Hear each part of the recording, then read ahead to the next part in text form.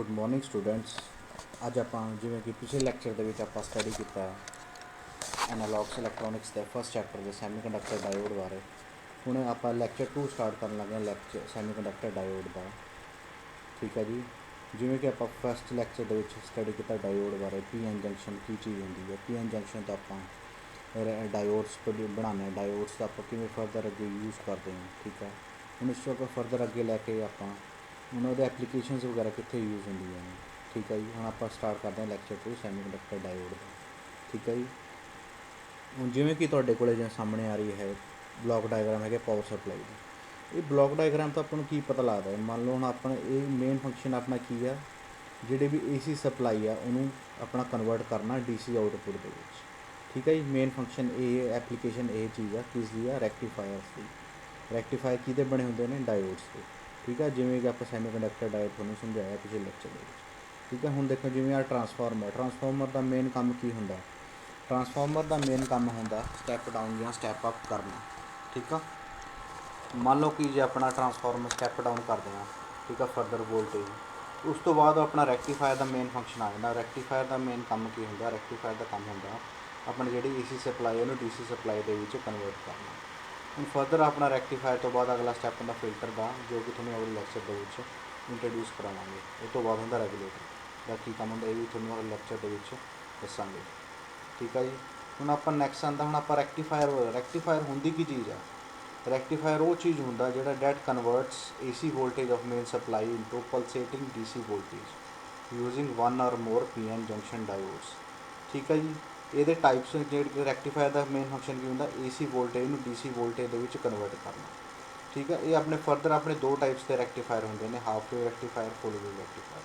Half wave ਰੈਕਟੀਫਾਇਰ ਤੁਹਾਨੂੰ ਪਿਛਲੇ lecture ਦੇ ਵਿੱਚ ਸਮਝਾਇਆ ਕੀ ਚੀਜ਼ ਹੁੰਦੀ ਆ। ਫੁੱਲ ਵੇਵ ਰੈਕਟੀਫਾਇਰ ਦਾ ਤੁਹਾਨੂੰ ਫੁੱਲ ਵੇਵ ਰੈਕਟੀਫਾਇਰ ਦੇ ਦੋ ਪਾਰਟ ਹੁੰਦੇ ਨੇ। ਇੱਕ ਹੁੰਦਾ ਸੈਂਟਰ ਟੈਪ ਰੈਕਟੀਫਾਇਰ, ਦੂਜਾ ਹੁੰਦਾ ਬ੍ਰਿਜ ਰੈਕਟੀਫਾਇਰ।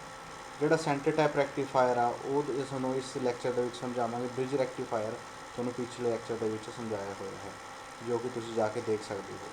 ਠੀਕ ਹੈ ਜੀ, ਹੁਣ ਆਪਣਾ ਜਿਹੜਾ ਸੈਂਟਰ ਟੈਪ ਰੈਕਟੀਫਾਇਰ ਉਹ ਕੀ ਚੀਜ਼ ਹੁੰਦੀ।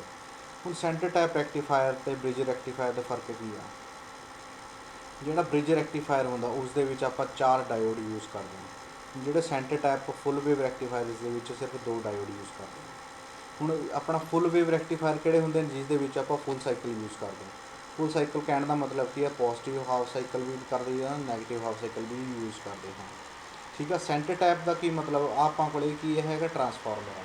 ਇਹ ਕੀ ਹੈ, ਟਰਾਂਸਫਾਰਮਰ ਦੀ ਪ੍ਰਾਇਮਰੀ ਵਾਈਂਡਿੰਗ, ਇਹ ਹੋ ਗਈ ਸੈਕੰਡਰੀ ਵਾਈਂਡਿੰਗ। ਆਪਾਂ ਸੈਕੰਡਰੀ ਵਾਈਂਡਿੰਗ ਦੀ ਕੀ ਕਰ ਰਹੇ ਹਾਂ, ਸੈਕੰਡਰੀ ਵਾਈਂਡਿੰਗ ਦੀ ਆਪਾਂ ਸੈਂਟਰ ਟੈਪਿੰਗ ਕਰਦੇ ਹਾਂ। ਜਿਹੜੀ ਸੈਕੰਡਰੀ ਵਾਈਂਡਿੰਗ ਦੇ ਵਿੱਚ ਆਪਾਂ ਸੈਂਟਰ ਦੇ ਵਿੱਚ ਟੈਪਿੰਗ ਕਰਕੇ ਜਿਹੜਾ ਸਰਕਟ ਹੁੰਦਾ ਇਹਨੂੰ 2 ਪਾਰਟਸ ਦੇ ਵਿੱਚ ਡਿਵਾਈਡ ਕਰ ਦਿੰਦੇ ਹਾਂ। ਠੀਕ ਹੈ ਜੀ, ਇਹ 2 ਪਾਰਟਸ ਦੇ ਵਿੱਚ ਡਿਵਾਈਡ ਕਰਨ ਤੋਂ ਬਾਅਦ ਆਪਣਾ ਜਿਹੜਾ ਸਰਕਟ ਆ 2 ਹਾਫਸ ਦੇ ਵਿੱਚ ਡਿਵਾਈਡ ਹੋ ਜਾਂਦਾ, ਉੱਪਰਲਾ ਤੇ ਨਿਚਲਾ। ਠੀਕ ਆ, ਹੁਣ ਆਪਣਾ ਜਿਹੜਾ ਸੈਂਟਰ ਹਾਫ ਟੈਪ ਫੁੱਲ ਰੈਕਟੀਫਾਇਰ ਆ, ਡਿਊਰਿੰਗ ਪੋਜ਼ੀਟਿਵ ਹਾਫ ਸਾਈਕਲ ਕਿਵੇਂ ਕੰਮ ਕਰਦਾ ਉਹ ਤੁਹਾਨੂੰ ਦੱਸਦੇ ਹਾਂ।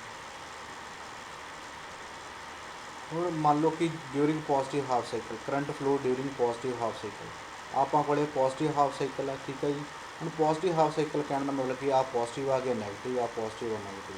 ਠੀਕ ਆ, ਹੁਣ ਆਪਾਂ ਮੰਨ ਲਓ ਆਪਣਾ ਡਾਇਓਡ ਆ, ਜਿਹੜਾ ਉੱਪਰਲਾ ਡਾਇਓਡ ਆ ਇਹ ਕੀ ਤਰ੍ਹਾਂ as a on switch react ਕਰਦਾ। ਮੰਨ ਲਓ ਕਿ ਆਪਾਂ ਕਰੰਟ ਫਲੋ ਕਰ ਰਿਹਾ, ਕਰੰਟ ਫਲੋ ਕਰਦੇ ਆਰ ਲੋਡ ਦੇ ਥਰੂ ਅਕਰੋਸ ਫਲੋ ਕਰਦਾ ਸਰਕਟ ਕੰਪਲੀਟ ਕਰੂਗਾ। ਹੁਣ ਜਿਹੜਾ ਨਿਚਲਾ ਡਾਇਓਡ ਆ, ਨਿਚਲਾ ਪਾਰਟ ਆ, ਨਿਚਲਾ ਜਿਹੜਾ ਡਾਇਓਡ ਆ ਉਹ ਐਜ਼ ਓਪਨ ਸਵਿਚ ਰਿਐਕਟ ਕਰੂਗਾ, ਆਫ ਸਵਿਚ ਕਹਿੰਦੇ ਵੀ ਮਤਲਬ ਇਹਦੇ ਵਿੱਚੋਂ ਕੋਈ ਕਰੰਟ ਫਲੋ ਨਹੀਂ ਕਰੂਗਾ, ਸਿਰਫ ਉੱਪਰਲੇ ਪਾਰਟ ਉਹ ਸਰਕਟ ਦੇ ਵਿੱਚੋਂ ਕਰੰਟ ਫਲੋ ਕਰੂਗਾ। ਸੋ ਇਸ ਕਰਕੇ ਆਪਾਂ ਨੂੰ ਡਿਊਰਿੰਗ ਪੋਜ਼ੀਟਿਵ ਹਾਫ ਸਾਈਕਲ ਜਿਹੜੀ ਆਊਟਪੁੱਟ ਆ ਉਹ ਸ਼ੋ ਹੋ ਰਹੀ ਹੈ, ਜੋ ਕਿ ਤੁਹਾਨੂੰ ਦਿਖ ਰਹੀ ਹੈ। ਆਹ ਦੇਖੋ, ਹੁਣ ਆਪਾਂ ਪੋਜ਼ੀਟਿਵ 0 ਤੋਂ ਲੈ ਕੇ T/2 ਟਾਈਮ ਤੱਕ ਪੋਜ਼ੀਟਿਵ ਹਾਫ ਸਾਈਕਲ ਜਿਹੜੀ ਆਊਟਪੁੱਟ ਵੋਲਟੇਜ ਸ਼ੋ ਹੋ ਰਹੀ ਹੈ ਉਹ ਵੀ ਉਦੋਂ ਸ਼ੋ ਕਰ ਰਿਹਾ। ਠੀਕ ਹੈ ਜੀ, ਇਹ ਸੀ ਤੁਹਾਡਾ centre tap full wave rector during positive half cycle, positive half of input cycle. ਠੀਕ ਹੈ ਜੀ, ਹੁਣ ਇਸੇ ਤਰ੍ਹਾਂ ਹੀ ਆਪਣਾ ਕਰੰਟ ਫਲੋ ਹੋ ਰਿਹਾ during negative half cycle of the input cycle. ਪਹਿਲਾਂ ਆਪਾਂ ਪੋਜ਼ੀਟਿਵ ਦੀ ਗੱਲ ਕੀਤੀ, ਹੁਣ ਨੈਗੇਟਿਵ। ਹੁਣ ਜਦੋਂ ਨੈਗੇਟਿਵ ਹਾਫ ਸਾਈਕਲ ਹੋਇਆ, ਜਿਹੜਾ ਪੋਜ਼ੀਟਿਵ ਸੀ ਉਹ ਨੈਗੇਟਿਵ ਹੋ ਗਿਆ, ਜਿਹੜਾ ਨੈਗੇਟਿਵ ਸੀ ਉਹ ਪੋਜ਼ੀਟਿਵ ਹੋ ਗਿਆ। ਹੁਣ ਇਹਦੀ ਇਹਨੂੰ ਕਹਿੰਦੇ ਆ ਪੋਲੈਰਿਟੀ। ਜਿਹੜੇ ਪੋਜ਼ੀਟਿਵ ਅਤੇ ਨੈਗੇਟਿਵ ਕੀ ਚੀਜ਼ ਹੁੰਦੀ, ਪੋਲੈਰਿਟੀ। ਹੁਣ ਪੋਲੈਰਿਟੀ ਦੇ ਚੇਂਜ ਹੋਣ ਨਾਲ ਜਿਹੜਾ ਉੱਪਰਲਾ ਡਾਇਓਡ ਆ ਉਹ ਐਜ਼ ਓਪਨ ਸਵਿਚ ਰਿਐਕਟ ਕਰਦਾ। ਓਪਨ ਸਵਿਚ ਕਹਿਣ ਦਾ ਮਤਲਬ ਉਹ ਔਨ ਆਫ ਸਟੇਟ ਦੇ ਵਿੱਚ ਚਲਾ ਜਾਂਦਾ। ਠੀਕ ਹੈ ਜੀ। ਆਫ ਸਟੇਟ ਦੇ ਹੋਣ ਕਰਕੇ ਜਿਹੜਾ ਉੱਪਰੋਂ ਦੀ ਕਰੰਟ ਆ ਉਹ ਸਰਕਟ ਦੇ ਉੱਪਰਲੇ ਸਰਕਟ ਦੇ ਵਿੱਚ ਕਰੰਟ ਫਲੋ ਨਹੀਂ ਕਰਦਾ ਹੈ। ਹੁਣ ਇਸੇ ਤਰ੍ਹਾਂ ਹੀ ਜਿਹੜਾ ਨੀਚੇ ਪੋਲੈਰਿਟੀ ਚੇਂਜ ਦੇ ਕਰਕੇ ਜਿਹੜਾ ਨੀਚੇ ਡਾਇਓਡ ਆ as a on switch react ਕਰਦਾ, ਇਸ ਦੇ ਵਿੱਚੋਂ ਕਰੰਟ ਫਲੋ ਕਰਦਾ ਹੈ। ਠੀਕ ਹੈ ਜੀ। ਹੁਣ ਤੁਹਾਡੇ ਕੋਲ ਆਹ ਪੋਜ਼ੀਟਿਵ ਦੇ ਉੱਪਰ ਸਿੱਧਾ ਫਲੋ ਕਰਦਾ ਹੈਗਾ, ਆਰ ਲੋਡ ਦੇ ਅਕਰੋਸ ਕਰੰਟ ਫਲੋ ਕਰਦਾ ਉਹ ਵਾਪਸ ਸਰਕਟ ਦੇ ਵਿੱਚ ਜਾ ਰਿਹਾ ਹੈ। ਤਾਂ ਕਹਿਣ ਦਾ ਮਤਲਬ ਕੀ ਹੈ, ਡਿਊਰਿੰਗ ਨੈਗੇਟਿਵ ਹਾਫ ਸਾਈਕਲ ਵੀ ਜਿਹੜੀ ਆਪਣੀ ਆਊਟਪੁੱਟ ਵੋਲਟੇਜ ਆ ਉਹ ਸ਼ੋ ਕਰ ਰਿਹਾ ਹੈ ਪੋਜ਼ੀਟਿਵ। ਠੀਕ ਹੈ ਜੀ। ਹੁਣ ਆਪਾਂ ਤੋਂ ਕੀ ਕਹਿ ਸਕਦੇ ਹਾਂ, ਆਪਾਂ ਕਹਿਣ ਦਾ ਮਤਲਬ ਕੀ ਹੈ, ਡਿਊਰਿੰਗ ਆਪਣੇ ਪੋਜ਼ੀਟਿਵ ਅਤੇ ਨੈਗੇਟਿਵ ਹਾਫ ਸਾਈਕਲ ਦੋਹਾਂ ਦੇ ਟਾਈਮ ਜਿਹੜੀ ਆਊਟਪੁੱਟ ਵੋਲਟੇਜ ਆ ਉਹ ਸ਼ੋ ਕਰ ਰਿਹਾ ਹੈ ਲੋਡ ਦੇ ਅਕਰੋਸ। ਠੀਕ ਹੈ। ਇਹ ਇਸ ਦੀ ਵੇਵ ਫਾਰਮ ਸੇਮ ਹੈ ਬ੍ਰਿਜ ਵੇਵ ਰੈਕਟੀਫਾਇਰ ਦੀ ਤਰ੍ਹਾਂ, ਫੁੱਲ ਵੇਵ ਬ੍ਰਿਜ ਰੈਕਟੀਫਾਇਰ। ਠੀਕ ਹੈ ਜੀ। ਹੁਣ ਫਰਦਰ ਆਪਣਾ ਰੈਕਟੀਫਾਇਰ ਆਪਾਂ ਚਲੋ ਆਪਾਂ ਜਿਹੜੀ ਆਊਟਪੁੱਟ ਆਉਂਦੀ ਉਹਨੂੰ ਆਪਾਂ ਕਹਿੰਦੇ ਪਲਸੇਟਿੰਗ ਡੀਸੀ। ਪਲਸੇਟਿੰਗ ਡੀਸੀ ਕਹਿਣ ਦਾ ਮਤਲਬ ਕੀ ਆ, ਆਪਣੀ ਪ੍ਰੋਪਰ ਡੀਸੀ ਨਹੀਂ ਹੈਗੀ ਇਹ ਡੀਸੀ ਆਊਟਪੁੱਟ ਵੋਲਟੇਜ, ਆਪਾਂ ਇਹਨੂੰ ਕਹਿੰਦੇ ਪਲਸੇਟਿੰਗ ਡੀਸੀ ਵੋਲਟੇਜ। ਠੀਕ ਹੈ ਜੀ। ਮਤਲਬ ਪ੍ਰੋਪਰ ਇਹ ਡੀਸੀ ਦੇ ਵਿੱਚ ਕਨਵਰਟ ਨਹੀਂ ਹੁੰਦੀ। ਹੁਣ ਇਹਨੂੰ ਫਰਦਰ ਕਿਉਂ ਨਹੀਂ ਕਨਵਰਟ, ਕੀ ਕਾਰਨ ਨੇ, ਇਹਦੇ 4-5 ਫੈਕਟਰ ਨੇ ਜਿਹੜੇ ਕਿ ਤੁਹਾਨੂੰ ਪਤਾ ਹੋਣੇ ਚਾਹੀਦੇ ਨੇ ਇਹਨੂੰ ਸਮਝਣ ਵਾਸਤੇ। ਠੀਕ ਹੈ ਜੀ। ਹੁਣ ਫਰਦਰ ਜੇ ਆਪਾਂ ਸਟਾਰਟ ਕਰੀਏ, ਸਭ ਤੋਂ ਪਹਿਲਾ ਫੈਕਟਰ ਆਉਂਦਾ ਐਵਰੇਜ ਵੈਲਿਊ ਆਫ ਵੋਲਟੇਜ ਔਰ ਕਰੰਟ। ਜਿਹੜੀ ਐਵਰੇਜ ਵੈਲਿਊ ਆਫ ਵੋਲਟੇਜ ਅਤੇ ਕਰੰਟ ਦੀ ਆ ਉਹ ਕੀ ਚੀਜ਼ ਆ, ਮੰਨ ਲਓ ਐਵਰੇਜ ਵੈਲਿਊ ਆਪਾਂ ਕਿਹਨੂੰ ਕਹਿੰਦੇ, ਐਵਰੇਜ ਵੈਲਿਊ ਇੱਕ ਡੀਸੀ ਵੈਲਿਊ ਨੂੰ ਕਹਿ ਦਿੰਦੇ ਹਾਂ। ਠੀਕ ਆ। ਹੁਣ ਜਿਹੜੀ ਐਵਰੇਜ ਵੈਲਿਊ ਉਹਦਾ ਫਾਰਮੂਲਾ ਕਿ area under the curve over 1 cycle upon base. ਠੀਕ ਹੈ ਜੀ। ਹੁਣ ਕਹਿਣ ਦਾ ਮਤਲਬ ਕਿ ਐਵਰੇਜ ਵੈਲਿਊ ਮੰਨ ਲਓ ਆਪਾਂ ਕੋਲ ਦੋ ਨੰਬਰ ਨੇ 1 ਅਤੇ 2, ਆਪਾਂ ਐਵਰੇਜ ਇਹ ਦੋਹਾਂ ਦੀ ਐਵਰੇਜ ਕੱਢਣੀ। ਐਵਰੇਜ ਕਿਵੇਂ ਲਿਖੋਗੇ 1 + 2 ਅਪੋਨ 2। ਠੀਕ ਆ। 3/2 ਬਣ ਗਿਆ। 3/2 ਦੇ ਬਣਨ ਨਾਲ ਆਪਾਂ ਨੂੰ ਕੀ ਲਿਖ ਸਕਦੇ ਹਾਂ, 1.5 ਉਹਦੀ ਐਵਰੇਜ ਵੈਲਿਊ ਆ ਗਈ। ਕਹਿਣ ਦਾ ਮਤਲਬ ਕਿ ਐਵਰੇਜ ਕਿਵੇਂ ਨਿਕਲਦਾ, ਜਿੰਨੇ ਨੰਬਰ ਨੇ ਉਹਨਾਂ ਦਾ ਟੋਟਲ ਅਪੋਨ ਜਿੰਨੇ ਨੰਬਰ ਨੇ ਉਹਦੇ ਨਾਲ ਡਿਵਾਈਡ ਕਰ ਦੇਣਾ। ਠੀਕ ਹੈ। ਮੰਨ ਲਓ 2 ਨੰਬਰ ਨੇ ਆਪਾਂ ਕੋਲ, ਉਹਨਾਂ ਦੋਹਾਂ ਦਾ ਟੋਟਲ ਕਰਾਂਗੇ, ਉੱਪਰ ਡਿਵਾਈਡ ਕਰਾਂਗੇ ਅਤੇ ਨੀਚੇ ਜਿੰਨੇ ਨੰਬਰ ਨੇ ਉਹਨਾਂ ਨਾਲ ਡਿਵਾਈਡ ਕਰ ਦੇਣਾ। ਠੀਕ ਹੈ ਜੀ। ਹੁਣ ਇਸੇ ਤਰ੍ਹਾਂ ਹੀ ਆਪਾਂ ਹੁਣ ਮੰਨ ਲਓ ਇਹ ਆਪਾਂ ਕੋਲ ਸਾਈਨ ਵੇਵ ਆ। ਹੁਣ ਜੇ ਸਾਈਨ ਵੇਵ ਦੀ ਆਪਾਂ ਨੇ ਐਵਰੇਜ ਵੈਲਿਊ ਫਾਈਂਡ ਆਊਟ ਕਰਨੀ ਆ ਤਾਂ ਆਪਾਂ ਇਹ ਕੀ ਆ ਪੋਜ਼ੀਟਿਵ, ਇਹ ਕੀ ਆ ਨੈਗੇਟਿਵ। ਜੇ ਆਪਾਂ ਇੱਕ ਦੋਨੋਂ ਬਰਾਬਰ ਵੇਵ ਫਾਰਮਸ ਨੇ ਇਹ, ਹੁਣ ਜੇ ਇੱਕ ਪੋਜ਼ੀਟਿਵ ਇੱਕ ਨੈਗੇਟਿਵ ਆ, ਦੋਨੋਂ ਮਾਈਨਸ ਹੋ ਕੇ 0 ਹੋ ਜਾਂਦੀ। ਇਸ ਕਰਕੇ ਆਪਾਂ ਜਿਹੜੀ ਇਹਦੀ ਵੈਲਿਊ ਆ ਆਪਾਂ ਸਿਰਫ ਆਪਾਂ ਇੱਕ ਹਾਫ ਸਾਈਕਲ ਦੀ ਹੀ ਆਪਾਂ ਐਵਰੇਜ ਵੈਲਿਊ ਫਾਈਂਡ ਆਊਟ ਕਰਦੇ ਹਾਂ। ਮੰਨ ਲਓ ਕਿ ਆਪਾਂ ਨੇ ਆਹ ਵਾਲੇ ਹਾਫ ਸਾਈਕਲ ਦੇ ਐਵਰੇਜ, ਇਹ ਸਾਈਕਲ ਦੀ ਐਵਰੇਜ ਵੈਲਿਊ ਕੱਢਣੀ ਆ ਤਾਂ ਆਪਾਂ ਜਿਹੜਾ ਹੋਊਗੀ ਅੱਜ ਨੇ n ਨੰਬਰਸ ਆਫ ਪੁਆਇੰਟ ਨੇ, ਪਲੱਸ ਇਹਨੂੰ ਸਾਰਿਆਂ ਨੂੰ ਪਲੱਸ ਕਰਾਂਗੇ ਡਿਵਾਈਡਡ ਬਾਏ ਪਾਈ ਕੀ 0 ਤੋਂ ਲੈ ਕੇ ਪਾਈ ਤੱਕ ਕੀ ਹੈ, ਇਹ ਆਪਣਾ ਬੇਸ ਹੈ। ਠੀਕ ਹੈ ਜੀ। ਹੁਣ ਆਪਾਂ ਕੋਲ ਇਸੇ ਤਰ੍ਹਾਂ ਹੀ ਆਪਾਂ ਕੋਲ ਇਹ ਫਾਰਮੂਲੇ ਦੇ ਅਕੋਰਡਿੰਗ ਆਪਾਂ ਫਾਈਂਡ ਆਊਟ ਕੀਤਾ ਹੈ ਹਾਫ ਵੇਵ ਰੈਕਟੀਫਾਇਰ ਦੇ ਬਾਰੇ। ਹੁਣ ਹਾਫ ਵੇਵ ਰੈਕਟੀਫਾਇਰ ਦੇ ਆਪਾਂ ਮੰਨ ਲਓ IM ਕੀ ਚੀਜ਼ ਹੁੰਦੀ ਹੈ, IM ਕੀ ਹੁੰਦਾ, IM ਹੁੰਦਾ ਪੀਕ ਵੈਲਿਊ। ਪੀਕ ਵੈਲਿਊ ਮਤਲਬ ਕੀ ਹੈ, ਮੈਕਸਿਮਮ ਵੈਲਿਊ। ਠੀਕ ਹੈ। Maximum value of load current, ਜਿਹੜੀ ਮੈਕਸਿਮਮ ਵੈਲਿਊ ਆਪਾਂ ਨੂੰ ਪਤਾ ਹੁੰਦਾ, ਜਿਵੇਂ ਆਹ ਜਿਹੜੀ ਆਹ ਪੁਆਇੰਟ ਹੈਗਾ ਇਹ ਹੁੰਦਾ ਮੈਕਸਿਮਮ ਵੈਲਿਊ। ਠੀਕ ਹੈ ਜੀ। ਹੁਣ ਆਪਾਂ ਮੈਕਸਿਮਮ ਵੈਲਿਊ ਆਪਾਂ ਕਿਵੇਂ ਆਪਣੇ ਜਿਹੜੀ ਹਾਫ ਵੇਵ ਰੈਕਟੀਫਾਇਰ ਦੀ ਆ ਐਵਰੇਜ ਵੈਲਿਊ ਫਾਈਂਡ ਆਊਟ ਕਰਨੀ ਹੈ, ਉਹ ਕਿਵੇਂ ਕਰਾਂਗੇ, IM/ਪਾਈ। ਹੁਣ ਪਾਈ ਹੈਗਾ ਆਪਣਾ ਨੀਚੇ ਬੇਸ ਕਿੰਨਾ, ਠੀਕ ਹੈ, IM ਹੈਗਾ ਮੈਕਸਿਮਮ ਵੈਲਿਊ। ਠੀਕ ਹੈ ਜੀ। ਇਹ ਇਹਦਾ ਫਾਰਮੂਲਾ ਹੈਗਾ ਹਾਫ ਵੇਵ ਰੈਕਟੀਫਾਇਰ ਦਾ। ਇਸੇ ਤਰ੍ਹਾਂ ਹੀ ਆਪਾਂ ਐਵਰੇਜ ਵੈਲਿਊ ਕੱਢਣਾ ਫੁੱਲ ਵੇਵ ਰੈਕਟੀਫਾਇਰ ਦੀ। ਉਸ ਦੇ ਵਿੱਚ ਆਪਣਾ ਫਾਰਮੂਲਾ ਕੀ ਬਣ ਜਾਂਦਾ 2IM/ਪਾਈ। ਤੁਹਾਨੂੰ ਸਿਰਫ ਇਹ ਦੋ ਇੰਪੋਰਟੈਂਟ ਫਾਰਮੂਲੇ ਯਾਦ ਕਰਨੇ ਆ ਜੋ ਕਿ ਐਵਰੇਜ ਵੈਲਿਊ ਫਾਈਂਡ ਆਊਟ ਕਰਨ ਵਾਸਤੇ ਆਪਾਂ ਨੂੰ ਜ਼ਰੂਰਤ ਪੈਂਦੀ ਹੈ। ਇੱਕ ਤਾਂ ਇੱਕ ਤਾਂ ਆਪਣਾ ਹਾਫ ਵੇਵ ਰੈਕਟੀਫਾਇਰ ਵਾਸਤੇ IM/ਪਾਈ ਅਤੇ ਫੁੱਲ ਵੇਵ ਰੈਕਟੀਫਾਇਰ ਵਾਸਤੇ 2IM/ਪਾਈ। ਠੀਕ ਹੈ ਜੀ। ਨੈਕਸਟ ਆਪਣਾ ਜਿਹੜਾ ਪੁਆਇੰਟ ਆਉਂਦਾ ਹੁੰਦਾ RMS ਵੈਲਿਊ। RMS ਵੈਲਿਊ ਕੀ ਚੀਜ਼ ਆ, RMS ਮਤਲਬ ਰੂਟ ਮੀਨ ਸਕੇਅਰ। ਰੂਟ ਮੀਨ ਸਕੇਅਰ ਕਹਿਣ ਦਾ ਮਤਲਬ ਕੀ ਆ, ਮੰਨ ਲਓ ਕਿ ਆਪਾਂ ਕੋਲ ਸਰਕਟ ਦੇ ਵਿੱਚ DC ਕਰੰਟ ਫਲੋ ਕਰ ਰਿਹਾ ਹੈ। ਠੀਕ ਹੈ। ਰਜਿਸਟਰ ਦੇ ਅਕਰੋਸ ਜਾਂ ਸਰਕਟ ਦੇ ਅਕਰੋਸ ਸਪੈਸੀਫਿਕ ਟਾਈਮ ਪੀਰੀਅਡ ਵਾਸਤੇ ਉਹ ਕੁਛ ਅਮਾਊਂਟ ਆਫ ਹੀਟ ਪ੍ਰੋਡਿਊਸ ਕਰ ਰਿਹਾ ਹੈ। ਹੁਣ ਓਨੀ ਹੀ ਹੀਟ ਪ੍ਰੋਡਿਊਸ ਹੋ ਰਹੀ ਆ ਉਹ ਸੇਮ ਅਲਟਰਨੇਟਿੰਗ ਕਰੰਟ ਫਲੋ ਹੋਣ ਦੇ ਕਰਕੇ, ਓਨੇ ਹੀ ਸਪੈਸੀਫਿਕ ਟਾਈਮ ਪੀਰੀਅਡ ਵਾਸਤੇ। ਠੀਕ ਹੈ ਜੀ। ਹੁਣ ਦੋਹਾਂ ਦੀ amount of heat same produce ਹੋ ਰਹੀ ਆ AC ਅਤੇ DC ਕਰਕੇ। ਹੁਣ ਉਹ ਜਿਹੜੀ ਵੈਲਿਊ ਹੈ AC ਦੀ ਵੈਲਿਊ, ਉਹ ਚੀਜ਼ ਵੈਲਿਊ ਆਪਾਂ ਕਹਿੰਦੇ ਹਾਂ RMS ਵੈਲਿਊ। ਉਹ ਵੈਲਿਊ ਆਪਾਂ ਕਹਿੰਦੇ ਹਾਂ ਰੂਟ ਮੀਨ ਸਕੇਅਰ ਵੈਲਿਊ ਜਾਂ ਇਫੈਕਟਿਵ ਵੈਲਿਊ ਜਾਂ ਵਰਚੁਅਲ ਵੈਲਿਊ। जो कि ज़्यादातर अपने सर्किट कैलकुलेशन ही RMS वैल्यू ज़्यादातर आप यूज़ करते हैं। ਹੁਣ ਆਪਾਂ RMS ਵੈਲਿਊ ਨੂੰ ਫਾਈਂਡ ਆਊਟ ਕਰਨ ਵਾਸਤੇ ਆਪਾਂ ਕੋਲੇ ਦੋ ਫਾਰਮੂਲੇ ਨੇ, IRMS IM/√2।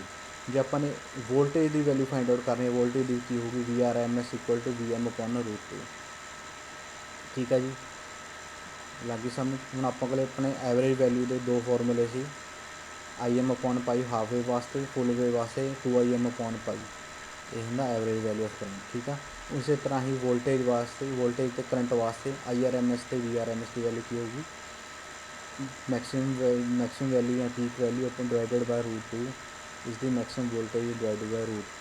ਠੀਕ ਹੈ ਜੀ। ਹੁਣ ਆਪਾਂ ਫਰਦਰ ਅੱਗੇ ਚੱਲੀਏ। ਅਗਲਾ ਫੈਕਟਰ ਆਪਣਾ ਆਉਂਦਾ ਰਿਪਲ ਫੈਕਟਰ। ਜਿਹੜਾ ਰਿਪਲ ਫੈਕਟਰ ਉਹ ਕੀ ਚੀਜ਼ ਹੁੰਦਾ, ਰਿਪਲ ਫੈਕਟਰ ਬੇਸਿਕਲੀ ਆਪਾਂ ਕਹਿੰਦੇ ਹਾਂ ਕਿੰਨੀ ਆਪਣੀ ਜਿਹੜੀ ਆਊਟਪੁੱਟ ਆ ਕਿੰਨੀ ਮੈਚਿਓਰ ਆਈ ਹੈ, ਕਿੰਨੀ ਵਧੀਆ ਆਊਟਪੁੱਟ DC AC ਤੋਂ ਕਿੰਨੀ ਵਧੀਆ ਆਪਣੇ DC ਆਊਟਪੁੱਟ ਕਿੰਨੀ ਕਿੰਨੇ ਕੰਪੋਨੈਂਟ ਕਨਵਰਟ ਹੋਏ ਨੇ। ਠੀਕ ਹੈ ਜੀ, ਜਿਵੇਂ ਕਿ ਲਿਖਿਆ measure of purity of DC output, ਕਿੰਨੀ ਪਿਓਰ ਆਪਣੀ DC ਆਊਟਪੁੱਟ ਰੈਕਟੀਫਾਇਰ ਦੇ ਆਈ ਹੈ। It is also defined as a ratio of AC component of output wave to the DC component of DC component in the wave. ਕਹਿਣ ਦਾ ਮਤਲਬ ਕੀ ਆ, ripple factor ਕੀ ਚੀਜ਼ ਆ, ਇਹ ਡਿਵਾਈਡ ਕਰਦੇ ਹਾਂ AC ਕੰਪੋਨੈਂਟ ਦਾ ਵੇਵ ਅਤੇ DC ਕੰਪੋਨੈਂਟ ਆਫ ਆਊਟਪੁੱਟ। ਠੀਕ ਆ, ਜਿਵੇਂ ਕਿ ਲਿਖਿਆ ਆਪਣੇ RMS value of AC component of output divided by average or DC component of output. ਠੀਕ ਆ ਜੀ, ਇਹ ਹੈਗਾ ਆਪਣਾ ਰਿਪਲ ਫੈਕਟਰ। ਠੀਕ ਹੈ ਜੀ, ਰਿਪਲ ਫੈਕਟਰ ਆਪਣਾ ਦੇਖੋ ਜਿਵੇਂ RMS value of AC component of output divided by average or DC component of output, ਇਹਦਾ ਫਾਰਮੂਲਾ ਬਣ ਜਾਂਦਾ IAC/IDC, ਮਤਲਬ RMS value divided by average value, ਇਹਨੂੰ ਆਪਾਂ ਕਹਿ ਦਿੰਦੇ ਹਾਂ ਰਿਪਲ ਫੈਕਟਰ। ਠੀਕ ਹੈ ਜੀ, ਆਪਾਂ ਨੇ ਹੁਣ ਪਹਿਲਾਂ ਆਪਾਂ ਫਾਈਂਡ ਆਊਟ ਕੀਤਾ ਐਵਰੇਜ ਵੈਲਿਊ ਜਾਂ DC ਵੈਲਿਊ ਕੀ ਹੁੰਦੀ ਹੈ। ਠੀਕ ਆ, ਫਸਟ ਆਪਣੀ ਐਵਰੇਜ ਵੈਲਿਊ ਕੀ ਚੀਜ਼ ਹੁੰਦੀ ਹੈ, ਐਵਰੇਜ ਵੈਲਿਊ ਜਾਂ DC ਵੈਲਿਊ, ਅਤੇ ਦੂਸਰਾ ਆਪਾਂ ਫਾਈਂਡ ਆਊਟ ਕੀਤਾ RMS ਵੈਲਿਊ, ਉਹਦੀ ਵੈਲਿਊ ਆਪਾਂ ਫਾਈਂਡ ਆਊਟ ਕੀਤੀ। ਉਸ ਤੋਂ ਬਾਅਦ ਆਪਾਂ ਰਿਪਲ ਫੈਕਟਰ ਫਾਈਂਡ ਆਊਟ ਕੀਤਾ, ਉਹ ਕੀ ਚੀਜ਼ ਹੁੰਦਾ, ਰਿਪਲ ਫੈਕਟਰ ਕੀ ਹੁੰਦਾ, RMS value upon average value, ਦੋਨੋਂ ਡਿਵਾਈਡ ਕਰਕੇ ਰਿਪਲ ਫੈਕਟਰ ਆਪਾਂ ਕੋਲ ਆ ਜਾਂਦਾ। ਹੁਣ ਫਰਦਰ ਆਪਾਂ ਕੋਲ ਆ ਜਾਂਦਾ ਰਿਪਲ ਫੈਕਟਰ ਦਾ। ਹੁਣ ਰਿਪਲ ਫੈਕਟਰ ਦਾ ਆਪਣਾ ਕੋਲ ਹਾਫ ਵੇਵ ਰੈਕਟੀਫਾਇਰ ਵਾਸਤੇ ਜਿਹੜੀ ਰਿਪਲ ਫੈਕਟਰ ਦੀ ਵੈਲਿਊ ਹੁੰਦੀ ਆ 1.211 ਹੁੰਦੀ ਆ। ਕਹਿਣ ਦਾ ਮਤਲਬ ਕੀ ਆ, ਸਿਰਫ ਆਪਣਾ ਇਹ 1.211 ਟਾਈਮਸ ਦਾ ਜਿਹੜਾ DC ਕੰਪੋਨੈਂਟ ਹੁੰਦਾ। ਕਹਿਣ ਦਾ ਮਤਲਬ ਹਾਫ ਵੇਵ ਰੈਕਟੀਫਾਇਰ ਵਾਸਤੇ ਜਿਹੜਾ ਰਿਪਲ ਫੈਕਟਰ ਆ ਉਹ ਕਾਫੀ ਜ਼ਿਆਦਾ ਹੁੰਦਾ, ਜਿਸ ਕਰਕੇ ਜਿਹੜੀ ਆਪਣੀ ਆਊਟਪੁੱਟ ਆ ਕਾਫੀ ਪੂਰ ਆਉਂਦੀ ਆ ਹਾਫ ਵੇਵ ਰੈਕਟੀਫਾਇਰ ਦੇ ਕੇਸ ਦੇ ਵਿੱਚ। ਜਿਸ ਕਰਕੇ ਜਿਹੜਾ ਆਪਣਾ DC ਕੰਪੋਨੈਂਟ ਦੇ ਜ਼ਿਆਦਾ ਘੱਟ ਹੋਣ ਨਾਲ AC ਕੰਪੋਨੈਂਟ ਤੋਂ, ਤਾਂ ਕਰਕੇ ਜਿਹੜੀ ਆਪਣੀ ਆਊਟਪੁੱਟ ਆ ਜਿਹੜੀ ਹਾਫ ਵੇਵ ਰੈਕਟੀਫਾਇਰਸ ਦੀ ਉਹ ਕਾਫੀ ਪੂਰ ਆ। ਇਸ ਕਰਕੇ ਆਪਾਂ ਇਹ ਜ਼ਿਆਦਾਤਰ ਸਾਈਡ ਫੈਕਟਰ ਆਪਣਾ ਹਾਫ ਵੇਵ ਰੈਕਟੀਫਾਇਰ ਨਹੀਂ ਯੂਜ਼ ਕਰਦੇ। ਇਹ ਆਪਾਂ ਜੇ ਆਪਾਂ ਮੰਨ ਲਓ ਆਪਾਂ ਮਿਨੀਮਾਈਜ਼ ਕਰਨਾ ਰਿਪਲ ਫੈਕਟਰ ਨੂੰ, ਆਪਾਂ ਕੀ ਯੂਜ਼ ਕਰਦੇ ਹਾਂ ਉਹਦੇ ਵਾਸਤੇ, ਫਿਲਟਰ ਸਰਕਿਟ। ਠੀਕ ਆ, ਇਹਨੂੰ ਮਿਨੀਮਾਈਜ਼ ਕਰਨ ਵਾਸਤੇ ਆਪਣਾ ਮੇਨ ਫੰਕਸ਼ਨ ਕੀ ਹੁੰਦਾ, ਫਿਲਟਰ ਸਰਕਿਟ ਅਸੀਂ ਯੂਜ਼ ਕਰਦੇ ਹਾਂ, ਜੋ ਕਿ ਤੁਹਾਨੂੰ ਨੈਕਸਟ ਲੈਕਚਰ ਦੇ ਵਿੱਚ ਦੱਸਾਂਗੇ ਕੀ ਚੀਜ਼ ਹੁੰਦੀ। ਠੀਕ ਆ, ਹੁਣ ਜਿਵੇਂ ਰਿਪਲ ਫੈਕਟਰ ਆਪਾਂ ਹਾਫ ਵੇਵ ਰੈਕਟੀਫਾਇਰ ਵਾਸਤੇ ਆਪਾਂ ਕੀ ਕੀਤਾ ਜੀ 1.211, ਜਿਹਦੀ ਵੈਲਿਊ ਕਾਫੀ ਜ਼ਿਆਦਾ ਆ। ਠੀਕ ਆ, ਹੁਣ ਰਿਪਲ ਫੈਕਟਰ ਜਿਹੜਾ ਫੁੱਲ ਵੇਵ ਰੈਕਟੀਫਾਇਰ ਵਾਸਤੇ ਕਿੰਨਾ ਹੁੰਦਾ 0.48। ਕਹਿਣ ਦਾ ਮਤਲਬ ਕਿ ਜਿਹੜਾ 48% ਆਫ ਦਾ DC ਕੰਪੋਨੈਂਟ। ਠੀਕ ਆ, ripple indicates that ripple content in the output are 48% of the DC component.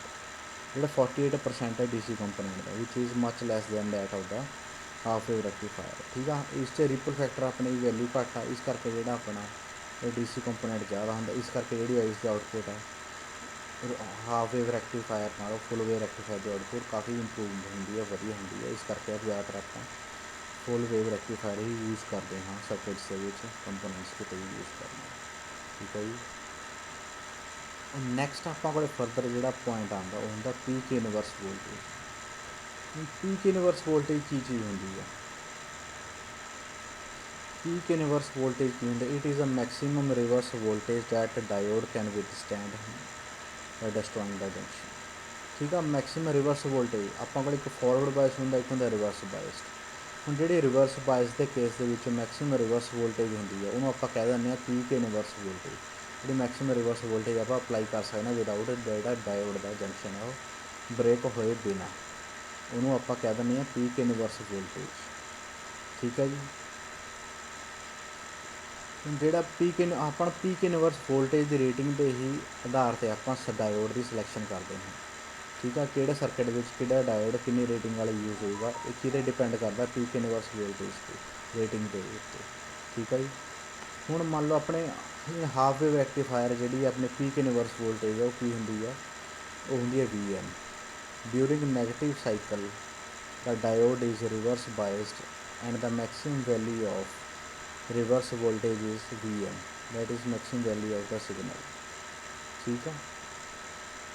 ਹੁਣ ਇਸੇ ਤਰ੍ਹਾਂ ਹੀ ਸੈਂਟਰ ਟੈਪ ਫੁੱਲ ਵੇਵ ਰੈਕਟੀਫਾਇਰਸ ਦੇ ਕੇਸ ਦੇ ਵਿੱਚ ਜਿਹੜੀ ਆਪਣੀ ਪੀਕ ਇਨਵਰਸ ਵੋਲਟੇਜ ਹੁੰਦੀ ਹੈ 2VM ਹੋ ਜਾਂਦੀ ਹੈ। 2VM ਕਹਿਣ ਦਾ ਮਤਲਬ ਕੀ ਹੈ, ਇੱਕ ਤਾਂ ਆਪਣੀ ਡਿਊਰਿੰਗ ਪੋਜ਼ਿਟਿਵ ਹਾਫ ਸਾਈਕਲ ਜਿਹੜੀ ਆਪਣੀ ਵੋਲਟੇਜ ਆ ਉਹ ਲੋਡ ਦੇ ਅਕਰੋਸ ਸ਼ੋ ਹੁੰਦੀ ਹੈ। ਠੀਕ ਆ, ਇਸੇ ਤਰ੍ਹਾਂ ਹੀ ਡਿਊਰਿੰਗ ਨੈਗੇਟਿਵ ਹਾਫ ਸਾਈਕਲ ਵੀ ਜਿਹੜੀ ਆਪਣੀ ਵੋਲਟੇਜ ਆ ਉਹ ਲੋਡ ਦੇ ਅਕਰੋਸ ਸ਼ੋ ਹੁੰਦੀ ਹੈ। ਜਿਹੜੀ ਉਹਨੂੰ ਮਿਲਾ ਕੇ ਆਪਾਂ ਦੋਹਾਂ ਨੂੰ ਮਿਲਾ ਕੇ ਬਣਦੀ ਉਹ ਕਿਹੜੀ ਵੋਲਟੇਜ ਹੁੰਦੀ ਹੈ 2VM, ਜਿਸ ਕਰਕੇ ਆਪਣੀ ਜਿਹੜੀ ਪੀਕ ਇਨਵਰਸ ਵੋਲਟੇਜ ਉਹ ਕਿੰਨੀ ਬਣ ਜਾਂਦੀ ਹੈ 2VM।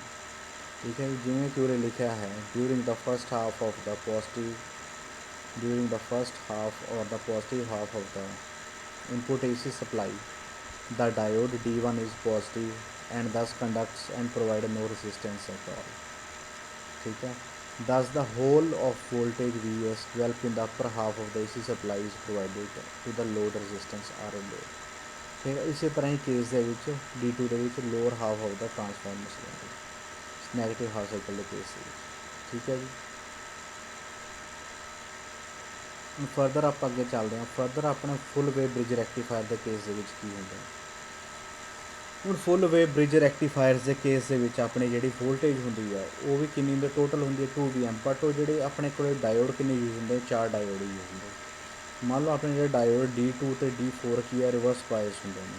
ਠੀਕ ਆ, ਹੁਣ ਇਹਨਾਂ ਦੇ ਦੋਹਾਂ ਦੇ ਅਕਰੋਸ ਜਿਹੜੀ ਵੋਲਟੇਜ ਆ ਇਕੁਅਲੀ ਸ਼ੇਅਰ ਹੋ ਜਾਂਦੀ ਹੈ, ਜਿਹਦੇ ਕਰਕੇ ਜਿਹੜੀ ਆਪਣੀ ਵੋਲਟੇਜ 2VM ਉਹ ਡਿਵਾਈਡ ਹੋ ਕੇ VM ਹੋ ਜਾਂਦੀ ਹੈ। ਇਸ ਕਰਕੇ ਜਿਹੜੀ ਆਪਣੀ ਪੀਕ ਇਨਵਰਸ ਵੋਲਟੇਜ ਆ ਉਹ ਫੁੱਲ ਵੇਵ ਬ੍ਰਿਜ ਰੈਕਟੀਫਾਇਰ ਦੇ ਕੇਸ ਦੇ ਵਿੱਚ ਉਹਦੇ ਕੀ ਹੁੰਦੇ VM ਹੋ ਜਾਂਦੀ ਹੈ। ਠੀਕ ਹੈ ਜੀ। ਆਪਾਂ ਕੀ ਕਰ ਸਕਦੇ ਹਾਂ, diode D2 and D4 are reverse biased and VM voltage appear across the load, therefore total 2VM voltage in the loop is shared equally by 2 reverse biased diodes। ठीक है, जिवें कि मैंने दसिया 2 रिवर्स बायस डायोड्स के across equally share हो के जी value होंगी है VM हो जाती है। Hence peak inverse voltage appearing across the diode is equal to 2VM। ठीक है, इक्वल टू VM। ठीक है जी। ਹੁਣ ਆਪਾਂ ਕੋਲ 3 ਕੇਸ ਹੋਏ ਨੇ। ਹਾਫ ਵੇਵ ਰੈਕਟੀਫਾਇਰ ਦੇ ਕੇਸ ਦੇ ਵਿੱਚ ਪੀਕ ਇਨਵਰਸ ਵੋਲਟੇਜ VM ਹੁੰਦੀ ਹੈ। ਸੈਂਟਰ ਟੈਪ ਫੁੱਲ ਵੇਵ ਰੈਕਟੀਫਾਇਰ ਦੇ ਕੇਸ ਦੇ ਵਿੱਚ ਪੀਕ ਇਨਵਰਸ ਵੋਲਟੇਜ 2VM ਹੁੰਦੀ ਹੈ। ਅਤੇ ਫੁੱਲ ਵੇਵ ਬ੍ਰਿਜ ਰੈਕਟੀਫਾਇਰ ਦੇ ਕੇਸ ਦੇ ਵਿੱਚ ਜਿਹੜੀ ਵੋਲਟੇਜ ਹੁੰਦੀ ਹੈ ਉਹ ਹੁੰਦੀ ਹੈ VM। ਠੀਕ ਹੈ ਜੀ। ਹੁਣ ਆਪਾਂ ਫਰਦਰ ਜੇ ਅੱਗੇ ਚੱਲੀਏ, ਫਰਦਰ ਆਪਣੇ ਐਡਵਾਂਟੇਜ ਆਫ ਫੁੱਲ ਵੇਵ ਰੈਕਟੀਫਾਇਰ ਅਤੇ ਡਿਸਐਡਵਾਂਟੇਜ। ਹੁਣ ਐਡਵਾਂਟੇਜ ਕੀ ਹੁੰਦਾ ਫੁੱਲ ਵੇਵ ਰੈਕਟੀਫਾਇਰ ਦੇ, ਐਡਵਾਂਟੇਜ ਕੀ ਕਹਿ ਸਕਦੇ ਆਪਾਂ, ਇਹਦੀ ਐਫੀਸ਼ੀਐਂਸੀ ਹਾਇਰ ਹੁੰਦੀ ਆ ਦੂਸਰੇ ਫੁੱਲ ਹਾਫ ਵੇਵ ਰੈਕਟੀਫਾਇਰ ਦੇ ਨਾਲ। ਜਿਹੜੀ ਦੀ ਲਾਰਜ ਪਾਵਰ DC ਆਊਟਪੁੱਟ ਆ ਉਹਦੀ ਜ਼ਿਆਦਾ ਹੁੰਦੀ ਹੈ। ਠੀਕ ਹੈ ਜੀ।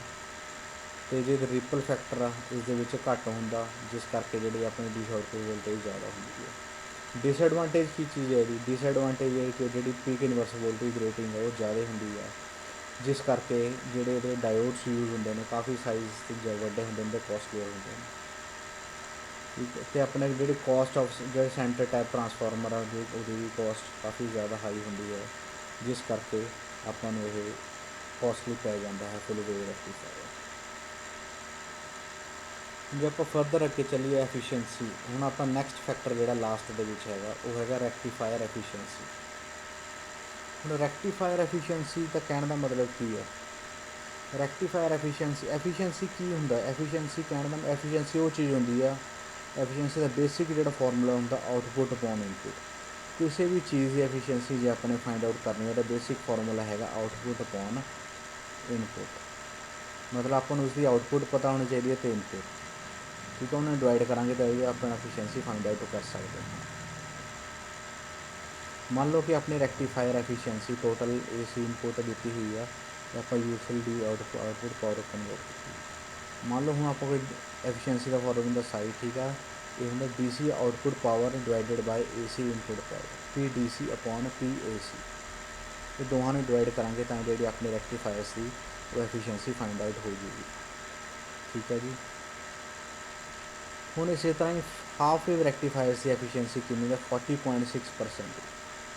ठीक है। अंडर बेस्ट कंडीशन भी ला के चलिए, मान लो कोई अपना डायोड लॉस, कोई रेजिस्टेंस लॉस नहीं होया, कुछ नहीं होया, तो भी जी हाफ वेव रैक्टीफायर्स की एफिशिएंसी है वो सिर्फ कितनी शो कर रहे 40.6%। ठीक है। कहने का मतलब कि सिर्फ 40.6% ही जी ए सी इनपुट तो डी सी इनपुट के कन्वर्ट हुई है, बाकी रैसट सिर्फ सेम उवें दी उवें पई है। Rest remain as the A C power in the load. ठीक है जी। तो सिर्फ अपने हाफ वे रैक्टीफायर की एफिशिएंसी हैगी 40.6%। ठीक है जी। हूँ हाफ वेव रैक्टीफायर के पे 40.6% सिर्फ रह गए। हूँ आप फर्दर आप बाकी भी उस गल करिए फुल वेव रैक्टीफायर उस केस के अपनी जी एफिशिएंसी है रैक्टीफायर वो की हो जाती है। फुल वेव रैक्टीफायर्स के केस के जी एफिशिएंसी अपनी हैगी P D A C output upon A C. ठीक है। फॉर्मूला वगैरह पुट करके तो जी अपनी बनती 81.2% जी एफिशिएंसी है। मान लो हूँ देखो कि 40.6% के हिसाब नाल 81.2% एफिशिएंसी हैगी है फुल वेव रैक्टीफायर्स की, मतलब जी इसकी आउटपुट वैल्यू है काफ़ी वधिया किस दे नालों हाफ वेव रैक्टीफायर्स के नालों। ठीक है। फुल वेव रैक्टीफायर्स की जी अपनी एफिशिएंसी है काफ़ी इंप्रूवड होंगे, काफ़ी वधिया, इस करके ज़्यादातर अपना जो रैक्टीफायर रैक्टिफिकेशन वास्ते जो रैक्टीफायर यूज़ करते हैं वो किहड़े होंगे ने फुल वेव रैक्टीफायर्स। ठीक है जी। हूँ फुल वेव रैक्टीफायर्स में फरदर आप अगे इंप्रूव की आउटपुट में होर इंप्रूव करने वास्ते होर वो अपने रिपल फैक्टर्स में रिमूव करने वास्ते आप यूज़ करते फिल्टर सर्किट। हूँ फिल्टर सर्किट्स के बारे आप बाकायदा आप नैक्सट लैक्चर के स्टडी करांगे। ठीक है जी। हूँ आप इस लैक्चर के आप फाइंड आउट किया कि स्टडी किया, इस लैक्चर के आप देखिए कि अपने जो आउटपुट आती है हमेशा अपनी पलसेटिंग डी सी आउटपुट आती है। पलसेटिंग डी सी आउटपुट कहने का मतलब की है, पलसेटिंग डी सी आउटपुट जी होंगी प्योरली आउटपुट अपनी पलसेटिंग डी सी आउटपुट के जी अपने प्योरली अपनी प्योर डी सी आउटपुट नहीं होंगी, आप कहने पलसेटिंग डी सी मतलब अपने प्योरली डी सी आउटपुट नहीं होंगी। ठीक है जी। हूँ आप फरदर इंप्रूव करने वास्ते हूँ वो क्यों नहीं होंगी वो करके 3 4 5 फैक्टर ने जोड़े होंगे है कि जिमें कि एवरेज वैल्यू हैगी है। ठीक है। फस्ट फैक्टर है वो अपन पता होनी चाहिए है। तो दूसरी हैगी है अपनी आर एम एस वैल्यू जी अपन पता होनी चाहिए। हूँ जो अपन आर एम एस से एवरेज वैल्यू पता तो आप रिपल फैक्टर भी फाइंड आउट कर सकते हैं। रिपल फैक्टर का फॉर्मूला की होंगे है आई ए सी अपॉन आई डी सी। ठीक है जी।